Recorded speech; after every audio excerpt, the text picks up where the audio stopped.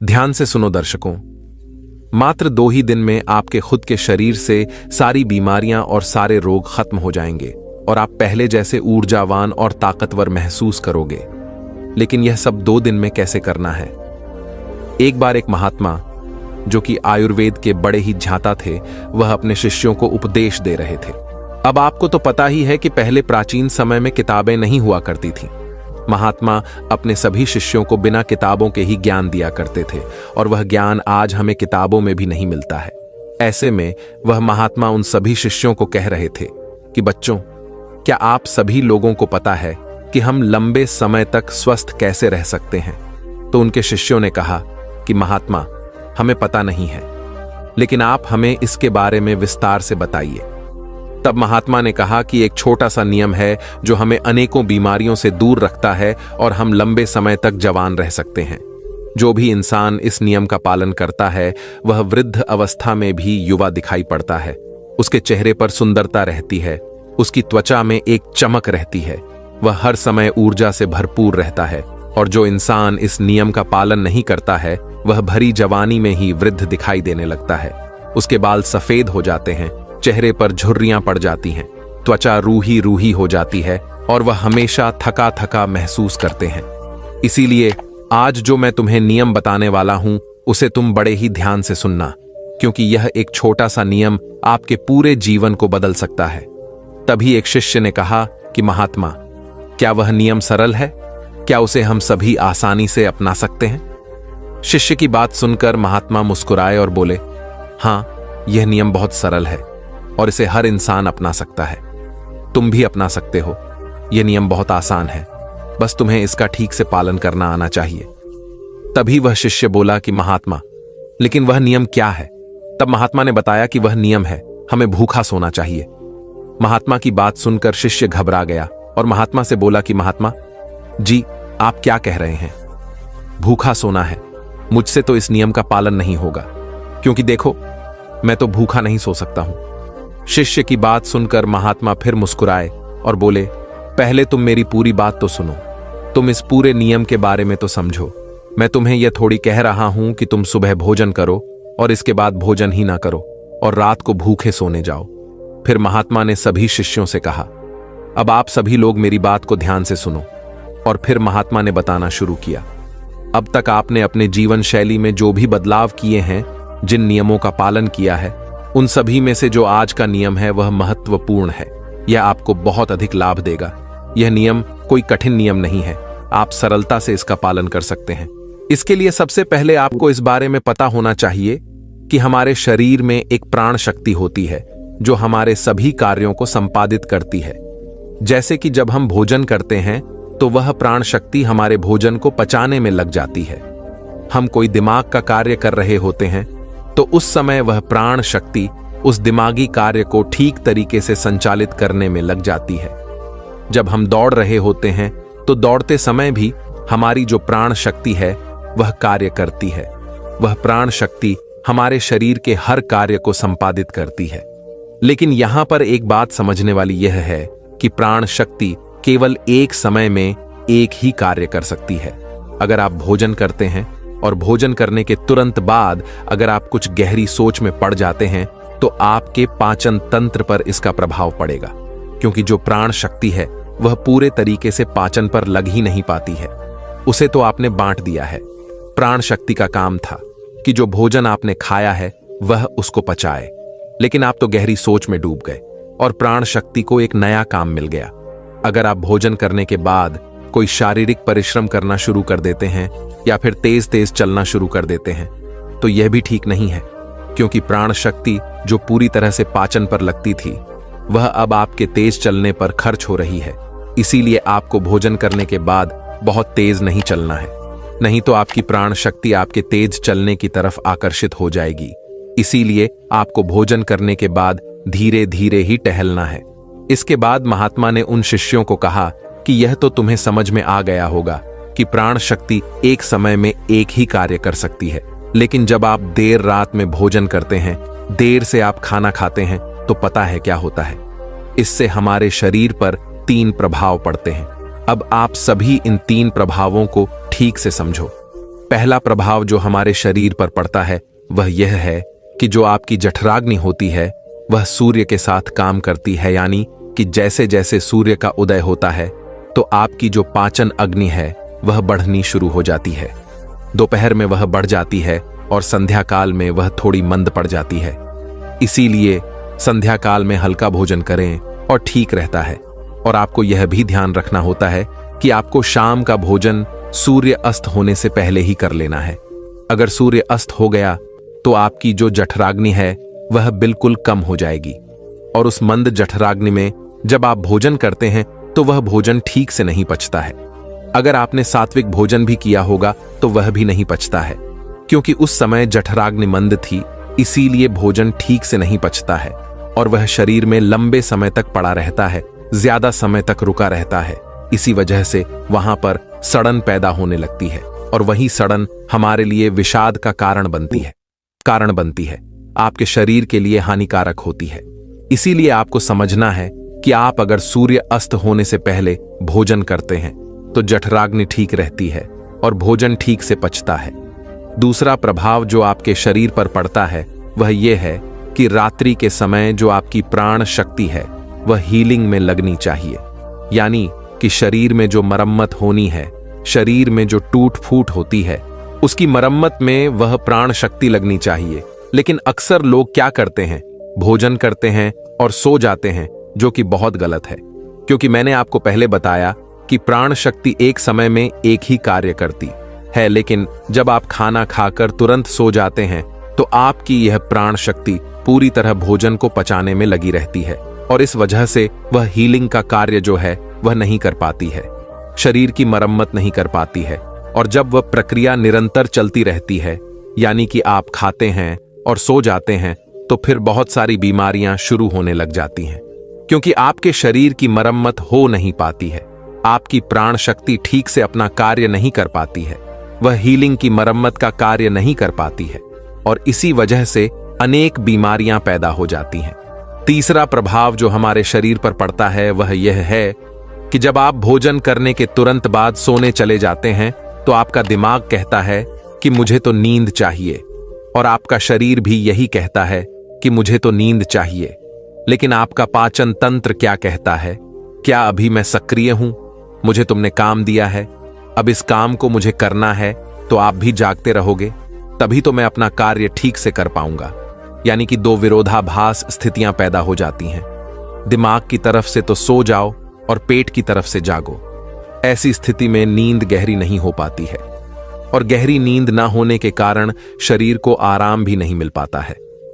आप सो तो जाते हैं 7 घंटे या 8 घंटे, लेकिन सुबह उठने में आपको कठिनाई होती है। आप दिन भर ऊर्जावान महसूस भी नहीं कर पाते हैं और ऐसा इसीलिए होता है क्योंकि रात भर प्राण शक्ति ठीक से शरीर की मरम्मत, शरीर की हीलिंग का काम नहीं कर पाई। आपकी जठराग्नि, आपकी प्राण शक्ति पूरी तरह से पाचन तंत्र पर केंद्रित रही।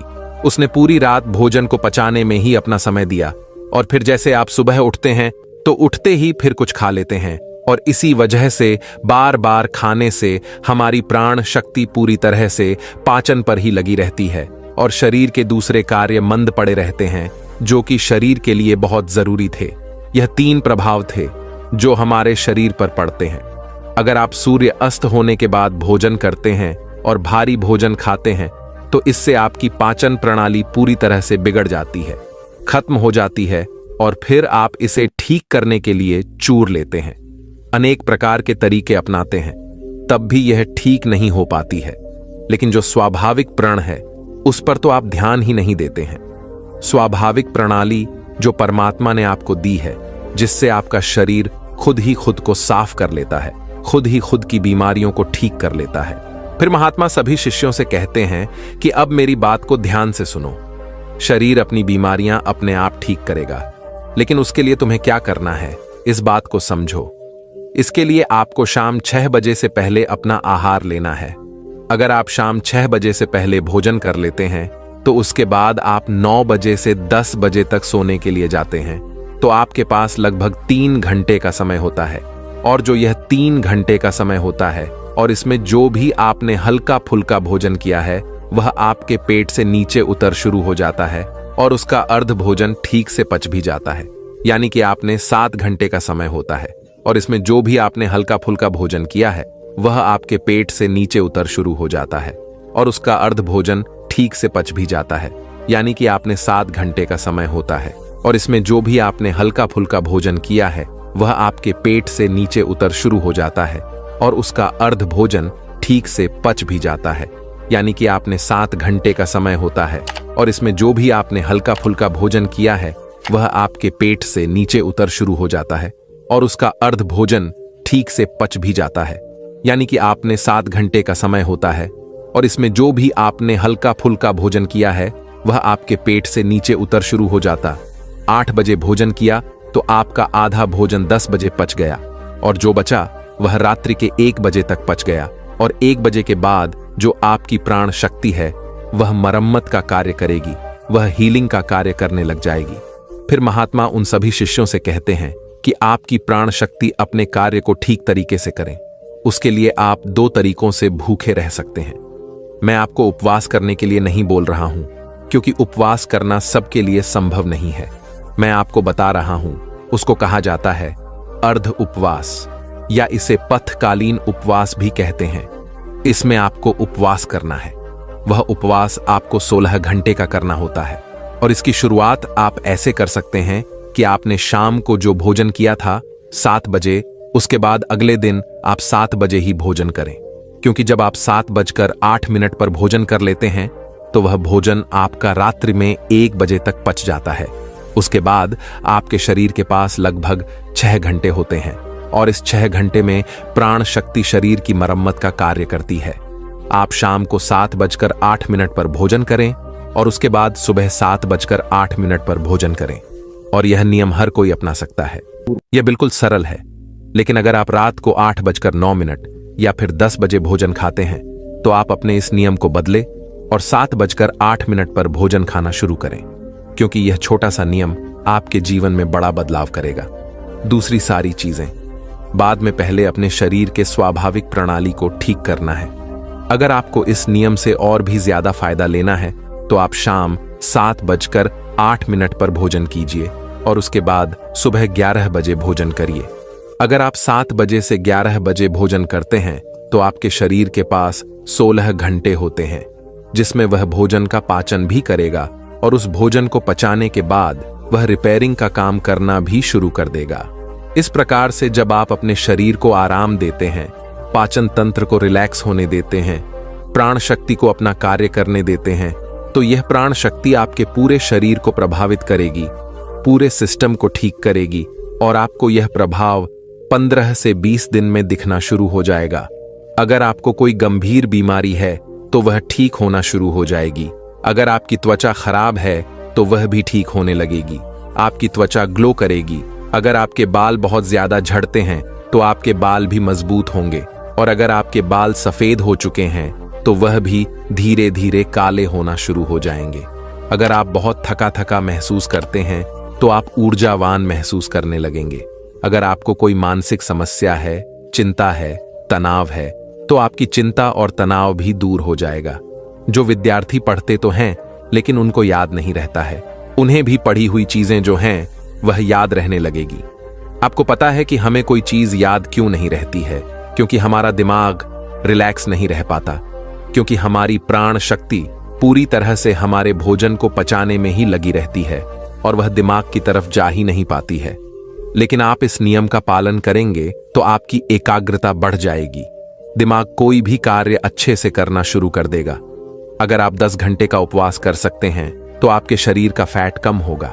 अगर आप वजन बढ़ाना भी चाहते हैं तो आपका वजन भी बढ़ेगा, लेकिन जो एक्स्ट्रा फैट होता है वह कम हो जाएगा, क्योंकि मोटापा अनेक बीमारियों को जन्म देता है।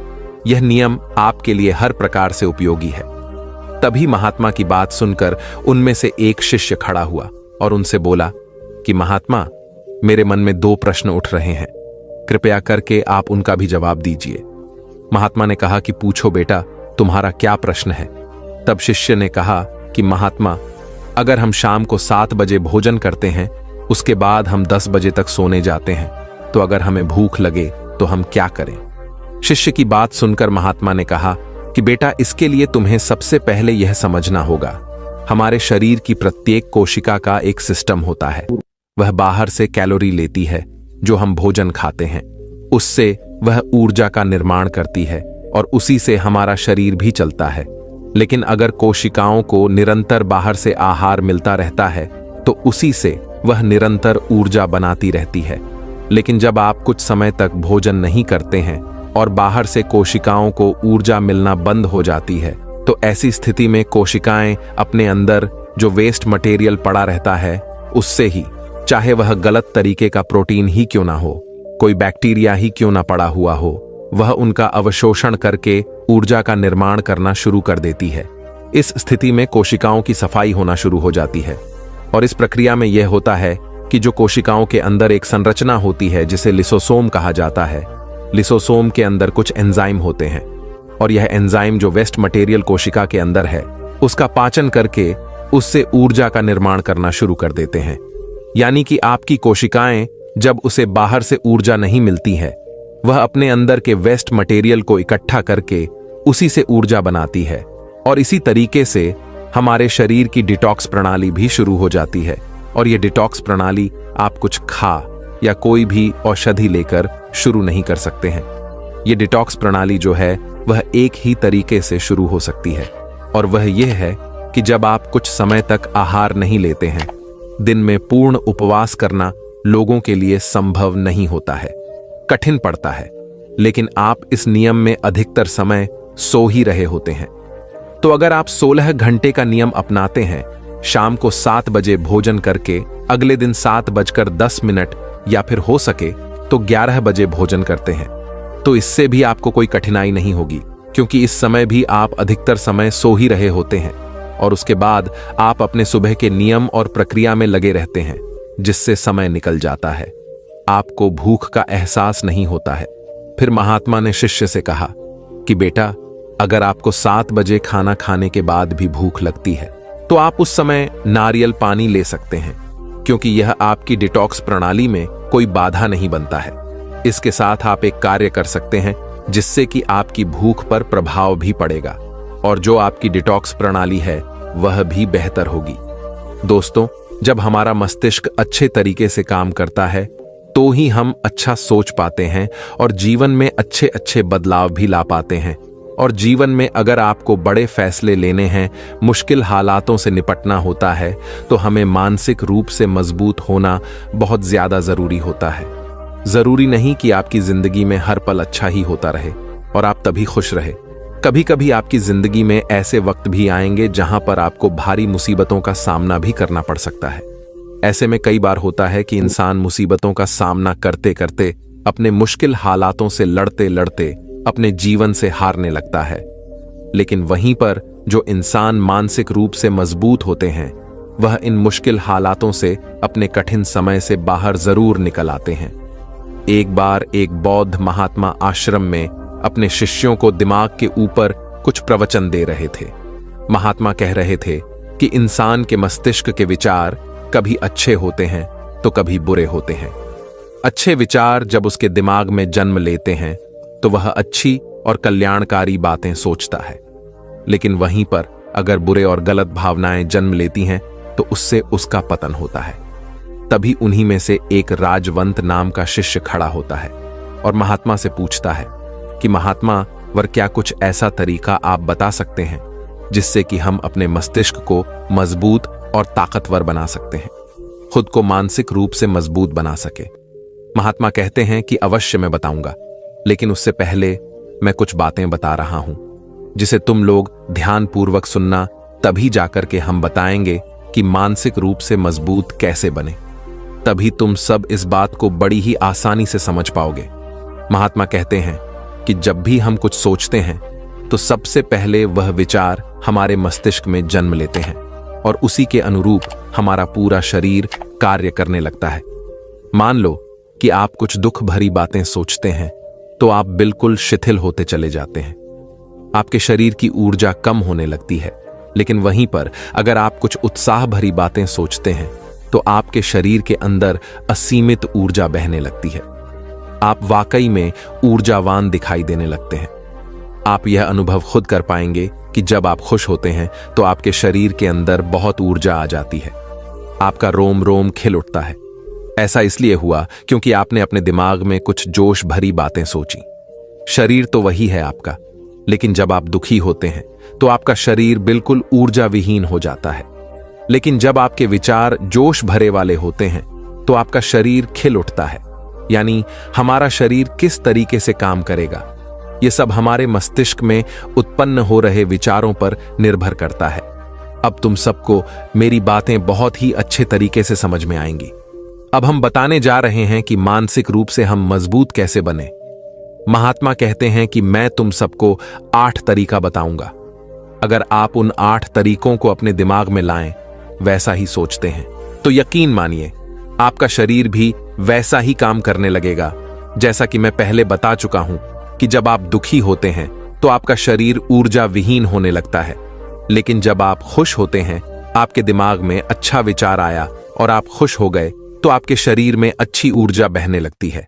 इसका मतलब यह है कि अगर हम वह 8 तरीके जान लें और वही हम अपने दिमाग में सोचे तो हमारा शरीर भी रजा और जोश से भर जाएगा, अर्थात हम मानसिक रूप से मजबूत बन जाएंगे। और वास्तव में जब आप मान रूप से मजबूत बन जाएंगे तो आप मुश्किल हालातों का सामना बड़ी ही आसानी से कर लेंगे। महात्मा कहते हैं कि शिष्यों, मानसिक रूप से मजबूत बनने का पहला नियम है, जो हो चुका है उसकी परवाह करना छोड़ दो। महात्मा कहते हैं कि शिष्यों, मुझे यह बताओ कि सूर्य किस दिशा में उगता है। तो सभी शिष्यों ने एक साथ जवाब दिया कि महात्मा जी, सूर्य पूर्व दिशा से निकलता है। फिर महात्मा जी ने कहा कि अगर मैं यह कहूं कि सूर्य पश्चिम दिशा से निकले तो क्या वह निकलेगा? सभी शिष्य कहते हैं कि बिल्कुल बल नहीं महात्मा, सूर्य तो पूर्व दिशा से ही निकलेगा, हम उसके स्थान को, उसके जगह को बदल नहीं सकते हैं। फिर महात्मा कहते हैं कि मान लो बारिश का मौसम है और अगर मैं यह बोलूं कि बारिश बंद हो जाए तो क्या हमारे बोलने से बारिश बंद हो जाएगी? शिष्य कहते हैं कि नहीं महात्मा, वह तो मौसम में बदलाव की वजह से होगा। जब मौसम में बदलाव होगा तो बारिश बंद हो जाएगी। फिर महात्मा जी कहते हैं कि अगर मैं तुम लोगों से यह कहूं कि ठंडी के मौसम में गर्मी पड़ने लगे तो ऐसा हो वाला तो नहीं है। शिष्य कहते हैं महात्मावर, आप ठीक कह रहे हैं, यह कभी नहीं हो सकता कि ठंडी के मौसम में गर्मी पड़े और गर्मी के मौसम में ठंडी पड़ने लगे। यह मौसम तो प्रकृति पर निर्भर करता है, जो कि हमारे बस में नहीं है। फिर महात्मा कहते हैं कि ठीक उसी प्रकार अगर जो चीज हमारे वश में नहीं होती है या जो बातें, घटनाएं बीत चुकी हैं, अगर हम उन घटनाओं को लेकर के बार बार परेशान होते रहेंगे या उसकी बहुत ज्यादा परवाह करेंगे तो क्या हम भूतकाल की घटनाओं को बदल सकते हैं? शिष्य कहते हैं कि नहीं महात्मावर। फिर महात्मा कहते हैं कि अगर तुम उन बीती घटनाओं को लेकर के बार बार चिंता में रहोगे और उस चीज की परवाह करोगे तो तुम परेशान होते चले जाओगे। इसीलिए तुम्हारी जिंदगी में जो घटित हो चुका है, कोशिश करो उसे भुलाने की, और उसका एकमात्र तरीका है कि आप अपने आने वाले समय पर, आने वाले भविष्य पर, आने वाली चीजों पर अपना ध्यान केंद्रित करिए। महात्मा आगे कहते हैं कि मानसिक रूप से मजबूत बनने का दूसरा नियम है ध्यान करने की आदत डाले। महात्मा कहते हैं कि गौतम बुद्ध जब सत्य की खोज में निकल पड़े थे तो उन्होंने बहुत सारे उपाय किए, बहुत सारे कर्मकांड किए, लेकिन उन कर्म कांडों की वजह से उन्हें बहुत ज्यादा कुछ हासिल नहीं हुआ और उनका शरीर दुबला पतला होता चला गया, लेकिन वह सत्य की खोज करने में असमर्थ रहे। उनके महात्माओं ने उन्हें बहुत सारे कर्मकांड उपाय बताए, लेकिन उन कर्मकांड का कोई मतलब नहीं हुआ। अंत में जब भगवान गौतम बुद्ध स्वयं ध्यान की अवस्था में बैठ तो धीरे धीरे ध्यान की गहराइयों में जाकर के उन्हें वह सारी चीजें लगने लगी जिस चीज की वह खोज में निकल पड़े थे। ध्यान के जरिए वह अपने सभी विचार पर विजय पा लिए। उन्होंने पापी मार्ग को पराजित किया, काम वासना पर विजय पाई, अपनी हर एक भावना पर वह विजय पा लिए। और यह सब तभी हुआ जब वे ध्यान की गहरी अवस्था में बैठे और कई दिनों तक ऐसे ही बैठे रहे। ध्यान करने से हमारा मन और मस्तिष्क बहुत ही शांत हो जाता है।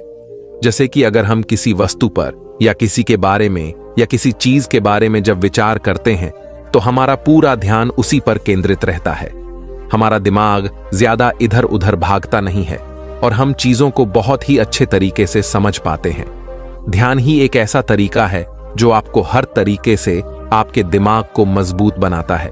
बौद्ध भिक्षु अगर किसी बात पर ज्यादा जोर देते हैं तो वह ध्यान की प्रक्रिया पर ध्यान में कई घंटे तक बैठे रहते हैं, जिससे उनका दिमाग बहुत ही शांत रहता है, उनका मन बहुत ही शांत रहता है। और जिसका मन शांत रहता है वही किसी भी चीज पर अच्छी तरीके से विचार कर सकता है, अर्थात वह मन और मन मस्तिष्क दोनों से मजबूत होता चला जाता है। ध्यान करने से आपकी सारी वासनाएं आपके नियंत्रण में रहेंगी।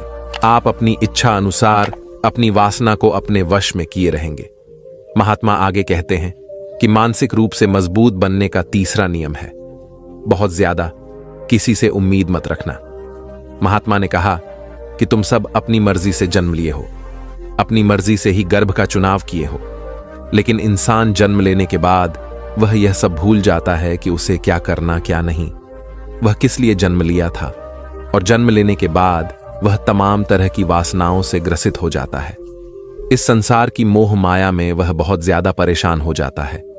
वह खुद को जान ही नहीं पाता, वह खुद को भूल जाता है। और यही वजह रहती है कि वह तरह तरह के लोगों से अपनी बहुत ज्यादा उम्मीदें लगा बैठता है।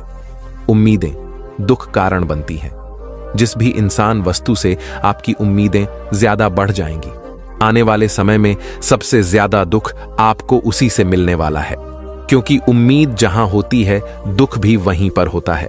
क्योंकि आप किसी से बहुत ज्यादा उम्मीद लगा लिए और वह इंसान आपकी उम्मीदों पर खरा नहीं होता रहा, तो सबसे ज्यादा दुख आपको उसी से होने वाला है। क्योंकि जब उम्मीद टूटती है तो दुख बहुत ज्यादा होता है। इसलिए इस भौतिक जीवन में बहुत ज्यादा उम्मीद और बहुत ज्यादा मोह किसी भी इंसान से मत करना। तभी एक शिष्य उठ खड़ा होता है और कहता है कि हे महात्मा वर, हम बिना उम्मीद से, बिना आशा से कैसे जी सकते हैं। हम सबके मन में रहता है कि मुझे यह चीज करनी है, मुझे वह चीज करनी है, मुझे जीवन में ऊंचाइयों को हासिल करना है। बिना उम्मीद के तो हम लोग जीवन में आगे बढ़ ही नहीं सकते। महात्मा ने कहा कि कुछ पाने की लालसा, कुछ बड़ा बनने की लालसा जीवन में जरूर आपको ऊंचाइयों तक ले जाएगी।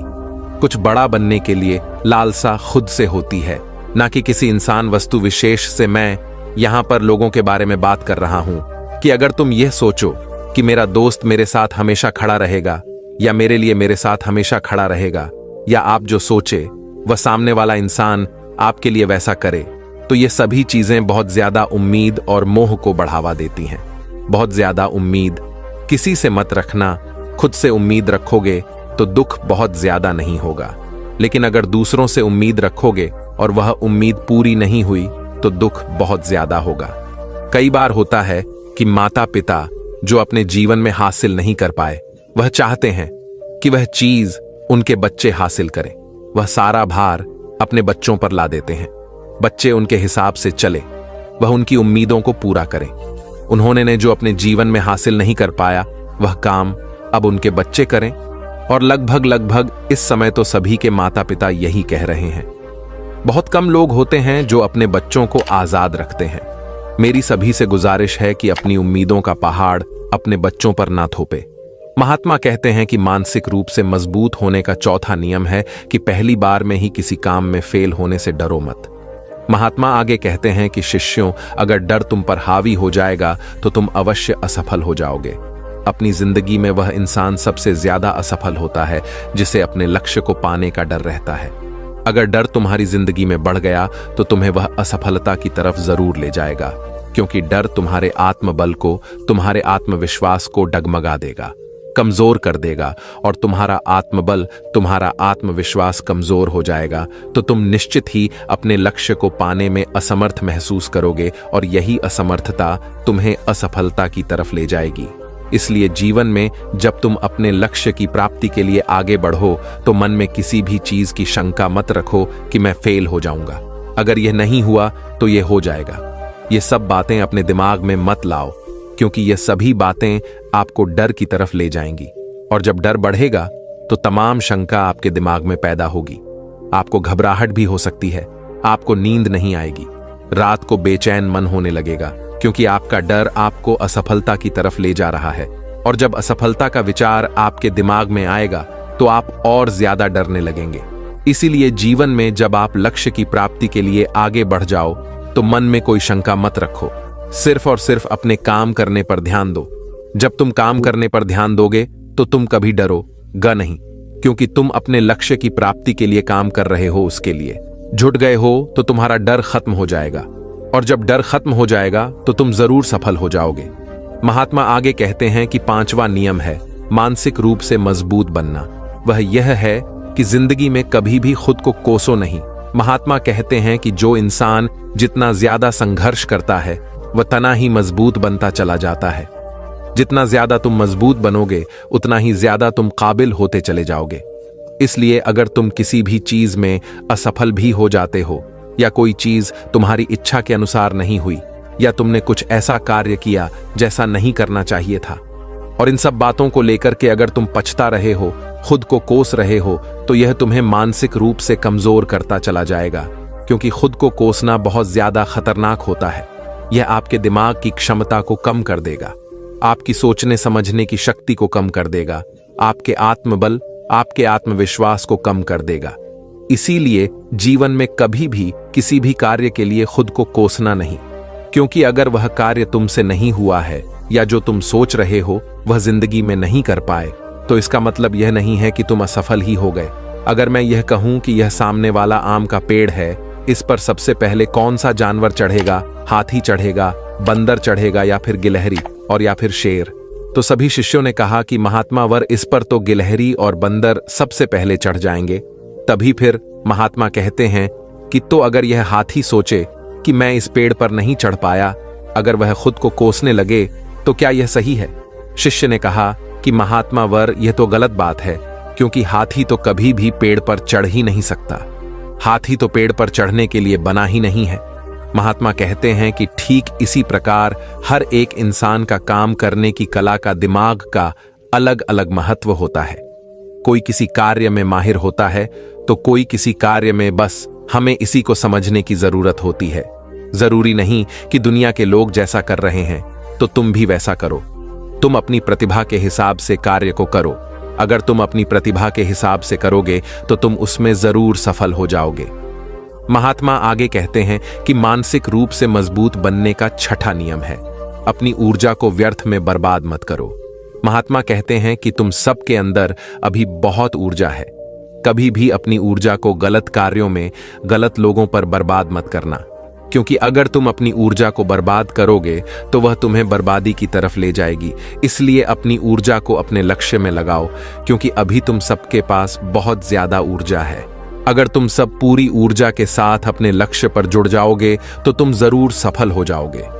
लेकिन अगर तुम ऊर्जा को गलत जगह पर लगा रहे हो तो तुम्हारी ऊर्जा बिखरने लगेगी, और जब ऊर्जा बिखरने लगेगी तो तुम कभी भी अपने लक्ष्य की प्राप्त नहीं कर पाओगे। महात्मा आगे कहते हैं कि मानसिक रूप से मजबूत बनने का 7वां नियम है सुनो सबकी, लेकिन करो अपने मन की। महात्मा कहते हैं कि शिष्यों, पहले ध्यान से तुम यह पता करो कि तुम्हारे अंदर कितनी क्षमता है। अगर तुम सबको अपनी क्षमता के बारे में पता है तो तुम अपनी क्षमता के हिसाब से कार्य को करो। भले लाखों लोग तुमसे यह बोले कि तुम इस कार्य को नहीं कर सकते हो, उस कार्य को नहीं कर सकते हो, तो तुम कभी भी उन पर भरोसा नहीं करना या उनके हिसाब से मत चलना, क्योंकि शरीर तुम्हारा अपना है। तुम्हें खुद के बारे में सबसे ज्यादा तुम ही जान पाओगे। कोई दूसरा तुम्हारे बारे में तुमसे ज्यादा नहीं जान पाएगा। तुम सबको अपने अपने बारे में पता होगा, अपनी अपनी क्षमता के बारे में पता होगा कि तुम इस कार्य को या किसी भी कार्य को कैसे कर सकते हो। कोई किसी कार्य को बहुत जल्दी कर सकता है तो कोई थोड़ा समय लगा सकता है।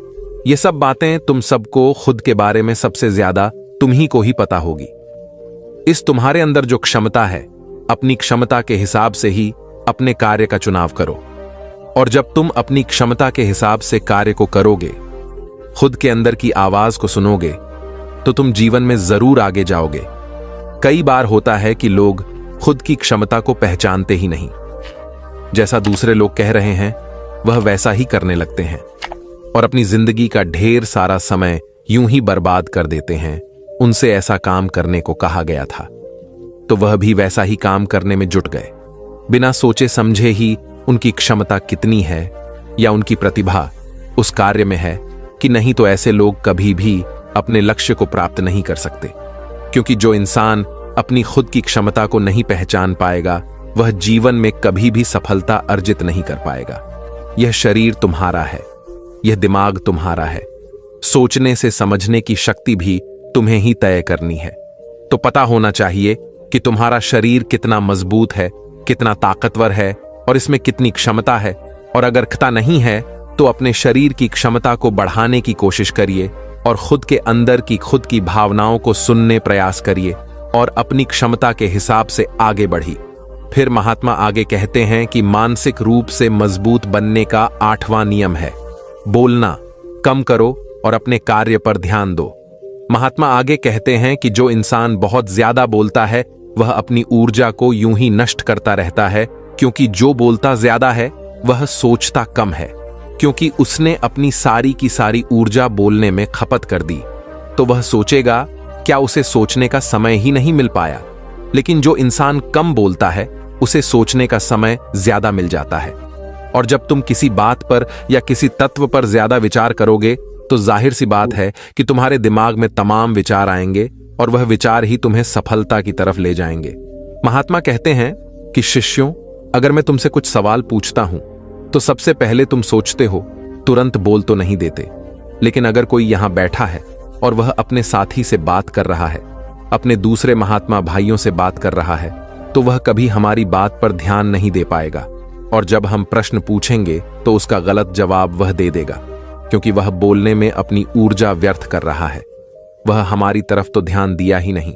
लेकिन जो शिष्य शांत है, हमारी बात को ध्यान से सुन रहा है, तो वह सोच विचार करके पूर्ण तरीके से उत्तर देगा और उसके उत्तर भी सही होंगे।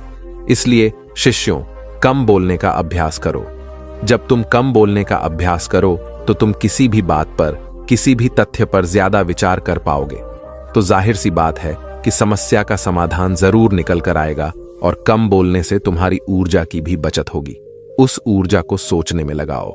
महात्मा कहते हैं कि शिष्यों, यह थे मानसिक रूप से मजबूत बनने के 8 नियम।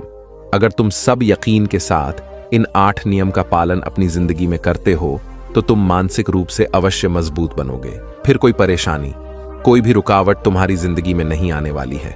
कोई समस्या भी आएगी तो तुम उसका डटकर सामना भी कर पाओगे। सभी शिष्य महात्मा की बात को सुनकर के उनका कोटि कोटि नमन करते हैं और वे लोग समझ जाते हैं कि मानसिक रूप से मजबूत बनने के यह 8 नियम उनकी जिंदगी में कितने हितकारी साबित होने वाले हैं। वह सभी महात्मा को प्रणाम करते हैं और उस दिन की शिक्षा भी पूरी हो जाती है। सभी लोग अपने आश्रम में चले जाते हैं। एक समय की बात है, एक नगर में बहुत बड़े प्रसिद्ध महात्मा रहते थे।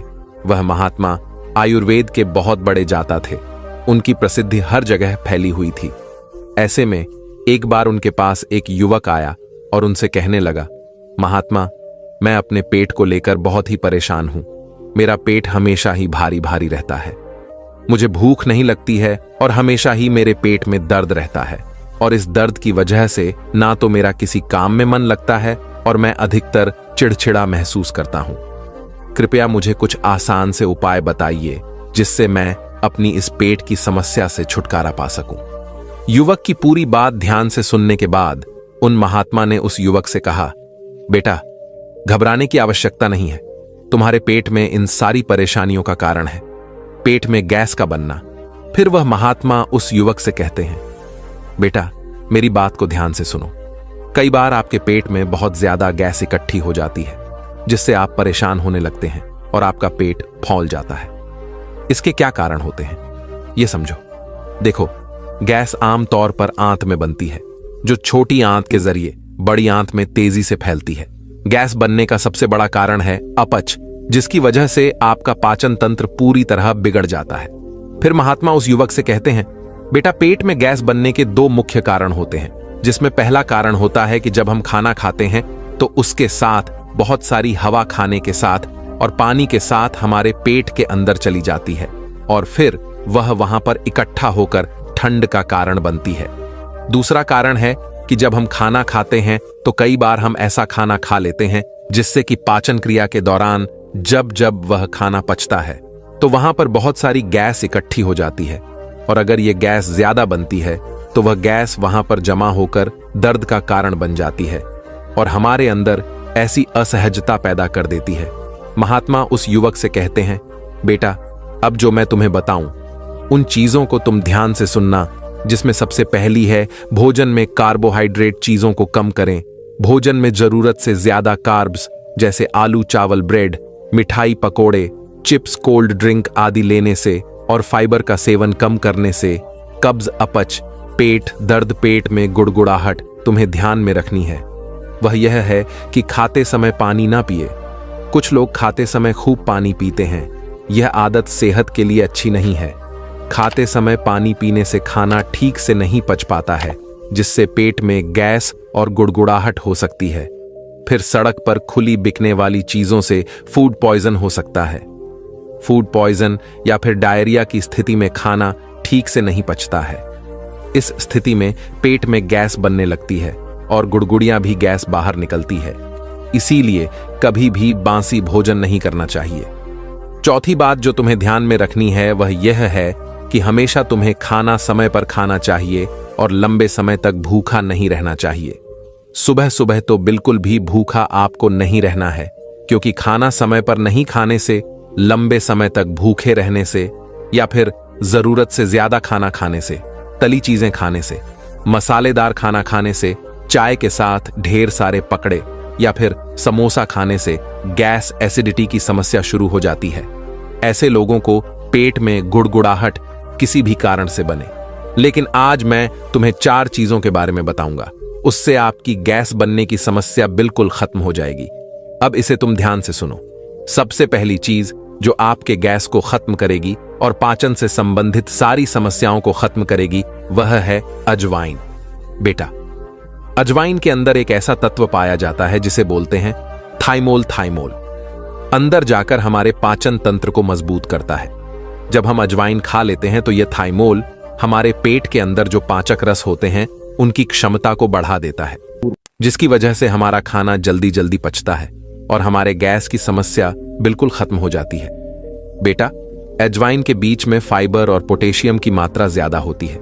यह ब्लड प्रेशर को कंट्रोल करने में मदद करती। ये बीज दिल से जुड़ी समस्याओं को भी कम करते हैं। अजवाइन मेटाबॉलिज्म को बढ़ाने के साथ साथ पाचन में सुधार करता है। अजवाइन में एंटी फंगल गुण पाए जाते हैं जो स्किन के लिए गुणकारी होते हैं। इसका उपयोग त्वचा की समस्याओं जैसे मुहासे, एक्जिमा और फंगल संक्रमण के इलाज के लिए किया जाता है।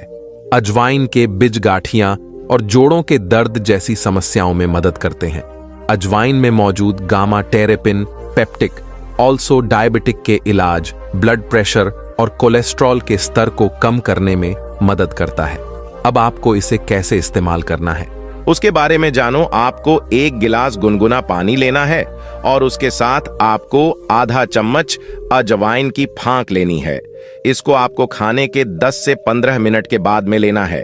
दिन में आपको एक ही समय इसका इस्तेमाल करना है, यानी आप इसे सुबह के नाश्ता करने के बाद में ले सकते हैं, या फिर आप दोपहर का खाना खाने के बाद इसको ले सकते हैं, या फिर आप रात्रि का खाना खाने के बाद भी इसको ले सकते हैं। जब आप अजवाइन की फाक को लेना शुरू कर देंगे तो आपके गैस की समस्या बिल्कुल खत्म हो जाएगी और आपका पाचन तंत्र भी मजबूत होगा। फिर महात्मा उस युवक से कहते हैं कि बेटा, दूसरी चीज जो आपको इस्तेमाल करनी है वह है जीरा। जीरा बहुत ही अच्छी चीज है। जीरे के अंदर बहुत सारे प्राकृतिक तेल पाए जाते हैं जो कि हमारे पाचन तंत्र को सुधारते हैं, मजबूत करते हैं और गैस की समस्याओं से हमें छुटकारा दिलाते हैं। इसीलिए आपको जीरे का पानी इस्तेमाल करना है। यह आपके शरीर को अंदर से साफ करता है। जब आप इसका सेवन करते हैं तो यह शरीर में मौजूद हानिकारक कण, गंदगी और बैक्टीरिया को साफ करता है। यह आपके रक्त को शुद्ध करने में मदद भी करता है। इसके अलावा यह आपकी इम्यूनिटी को मजबूत करता है। यह पेट के लिए भी बहुत लाभकारी होता है। जिन लोगों का पाचन कमजोर है और पेट संबंधित समस्याएं जैसे पेट में गैस, अपच, कब्ज, ब्लोटिंग आदि से परेशान रहते हैं, उनके लिए जीरे का पानी बहुत ही लाभकारी होता है। साथ ही अगर आप भोजन के 15 मिनट के बाद इसका इस्तेमाल करते हैं तो यह भोजन के बेहतर पाचन में भी मदद करता है और पेट को स्वस्थ रखता है। इसके सेवन से सिर्फ आपके पाचन में ही सुधार नहीं होता है बल्कि मेटाबॉलिज्म में भी सुधार होता है, जिससे आप तेजी से कैलोरी बर्न कर पाते हैं। यह शरीर में जमा चर्बी को कम करने में भी मदद करता है और आपकी वेट लॉस जर्नी में तेजी लाता है। इसके अलावा शरीर में टॉक्सिन्स को बाहर और रक्त को शुद्ध कर त्वचा संबंधित कई समस्याओं को दूर करने में मदद करता है। इससे कील, मुहासे और एलर्जी आदि से छुटकारा मिलता है, साथ ही त्वचा में निखार भी आता है। फिर महात्मा उस युवक से कहते हैं, बेटा, इसको बनाने के लिए आपको 1 गिलास में पानी लेना है और उसके अंदर आपको 1 छोटी चम्मच जीरे की डाल देनी है। इसके बाद में आप इसको आग पर रखिए और इसे उबलने दीजिए। आप इसे करीबन 5 से 7 मिनट के लिए उबालें। इसके बाद आपको छलनी की सहायता से छानकर एक दूसरे गिलास में रख लीजिए और फिर इस पानी को आपको दिन में 2 बार इस्तेमाल करना है। एक समय तो आपको दोपहर का खाना खाने के बाद में इस्तेमाल करना है और एक आपको रात्रि का खाना खाने के बाद इस्तेमाल करना है। आपको इस पानी को खाना खाने के 10 मिनट के बाद में ही इस्तेमाल करना है। जीरा आपकी गैस की समस्याओं के लिए बहुत ही अच्छी चीज है। आप इसे 2 समय इस्तेमाल कीजिए, जिससे इसके अंदर जो प्राकृतिक तेल होता है वह पूरी मात्रा में मिले और गैस की समस्याओं को बिल्कुल खत्म कर दे।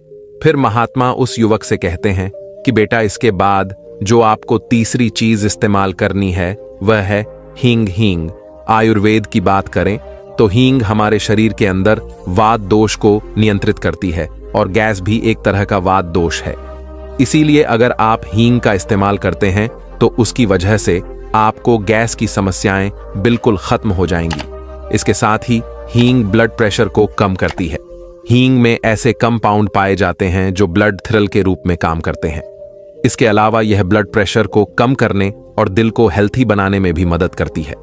इसके अलावा हींग अपने एंटी इन्फ्लेमेटरी, एंटीवायरस और एंटीबैक्टीरियल गुणों के कारण एस्मा और अन्य सांस से संबंधित परेशानियां जैसे ब्रोंकेट और सूखी खांसी से भी राहत दिलाता है।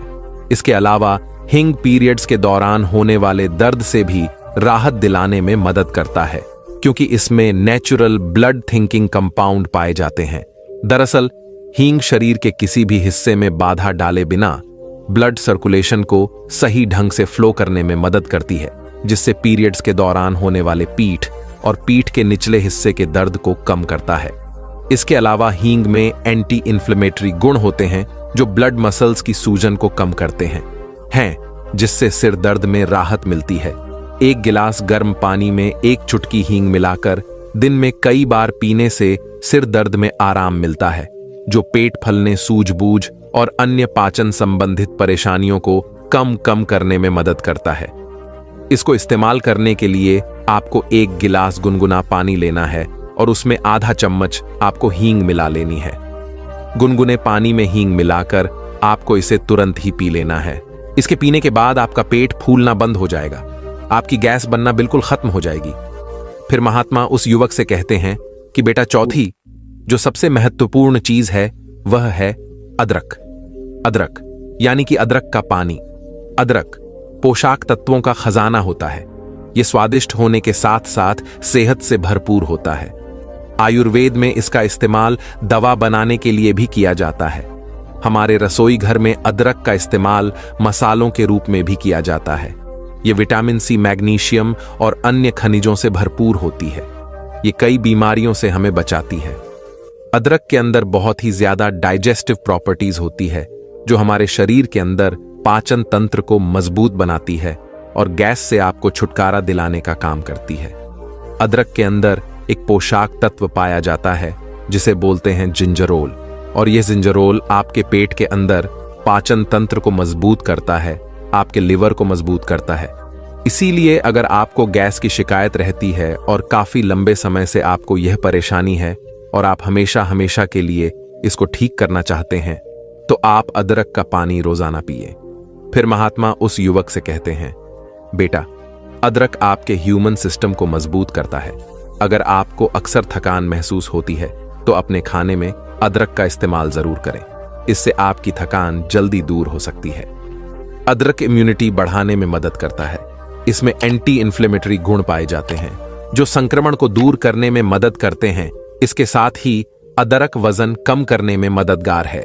जिन लोगों को वजन कम करना है उनके लिए अदरक काफी फायदेमंद है। अदरक में एंटी इन्फ्लेमेटरी एंटीओक्सीडेंट गुण पाए जाते हैं जो वजन कम करने में काफी मदद करते हैं। इसमें मौजूद गुण पाचन एंजाइम के उत्पादन को उत्तेजित करने में मदद करते हैं जिससे कैलोरी बर्न होती है। इसके साथ ही अदरक का इस्तेमाल खून का तेजी से संचार के लिए भी किया जाता है। अदरक में विटामिन, खनिज और अमीनो एसिड पर्याप्त मात्रा में पाए जाते हैं। ये हृदय संबंधित समस्याओं की संभावनाओं को कम करने में मदद करते हैं। अदरक धमनियों में वसा को जमा होने से रोकता है जिससे दिल के दौरे और स्ट्रोक को रोकने में मदद मिलती है। बेटा, अदरक का पानी बनाने के लिए आपको 1 कप पानी लेना है। उसमें आपको 1 छोटी चम्मच कसी हुई अदरक डालनी है। इन दोनों चीजों को आपको आग पर रखकर अच्छे से उबाल लेना है, यानी इसमें 3 से 4 बार अच्छी तरह उबाल आ जाए।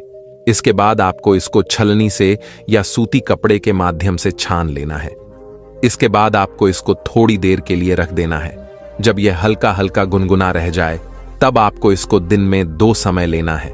एक समय तो दोपहर का खाना खाने के बाद और एक रात्रि का खाना खाने के 10 मिनट बाद। अदरक का पानी आपकी गैस की समस्याओं के लिए बहुत ही अच्छी औषधि है। आप इसे रोजाना भी इस्तेमाल कर सकते हैं। इसका कोई नुकसान नहीं है और यह आपको बहुत ही अच्छे परिणाम देती है। हम अपना मुख्य भोजन रात को ही करते हैं। रात को ठूस करके हम भोजन खाते हैं और फिर सो जाते हैं। लेकिन मैं आपको बता दूं कि हमारे शरीर में 80% बीमारियां इसी वजह से होती हैं। आप खुद अपनी बीमारियों को आमंत्रित करते हैं और रात को पेट भर कर खाना खाना, यह तो बीमारियों के लिए सोने पर सुहागा हो जाता है। इसीलिए आज हम जानें कि यदि हम 1 महीने खाली पेट सो जाते हैं तो इससे हमारे शरीर पर क्या चमत्कार होंगे। आपकी 80% बीमारियां खत्म हो जाएंगी। आप डरो मत, क्योंकि मैं आपको भूखा सोने के लिए नहीं कह रहा हूं। बस सोते समय आपका पेट खाली हो जाना चाहिए। दोस्तों, मैं उम्मीद करता हूं कि यह कहानी सुनने से आपके जीवन में अच्छे बदलाव आए होंगे। आपको इस वीडियो से क्या सीखने मिला, यह कमेंट करके जरूर बताइए और अपने परिवार, दोस्तों या आपके करीबी इंसान के साथ यह कहानी शेयर करके उन्हें भी इस ज्ञान से परिचित करवाए। बाकी अगर आपको यह वीडियो दिल से अच्छी लगी हो तभी इस वीडियो को लाइक कर देना, और आपने अब तक इस चैनल को सब्सक्राइब ना किया हो तो चैनल को सब्सक्राइब भी जरूर कर देना। आपका हर दिन शुभ हो और खुशियों से आपका जीवन भरा रहे। धन्यवाद। नमो बुद्धाय।